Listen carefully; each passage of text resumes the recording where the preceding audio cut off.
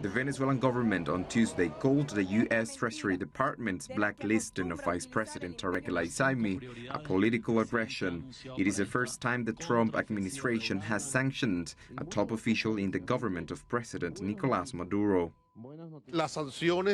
The penalties that have been imposed are a media show because you cannot close bank accounts in the US to a person who has no accounts there, and you cannot revoke a visa to enter the US to a citizen who does not have it. Therefore, this sanction is an effort to criminalize the Venezuelan government. El Aissami, who was appointed as vice president just last month, is now on the U.S. list of drug trafficking and forbidden from doing businesses with the United States. The Venezuelan government itself is exempt from the sanctions, with all consequences instead aimed solely at the vice president. Opposition members hope this would lead to further action. The vice president should be investigated with transparency. Venezuelans must be clear and know what is really happening with the Venezuelan government.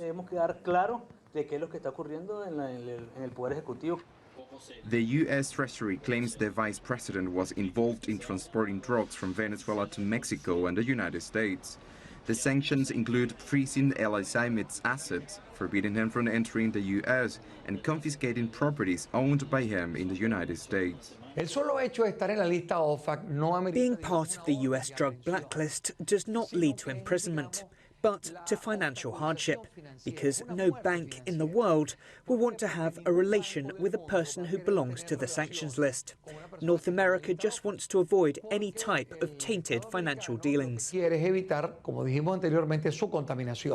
The United States estimates the vice president's now seized property in Miami is worth tens of millions of dollars alone. The decision by the U.S. to impose sanctions against Venezuela's vice president is likely to lead to a deterioration of the already strained relations between the two countries. President Maduro says Venezuela intends to protest against the sanctions. Juan Carlos Lamas, CGT en Caracas.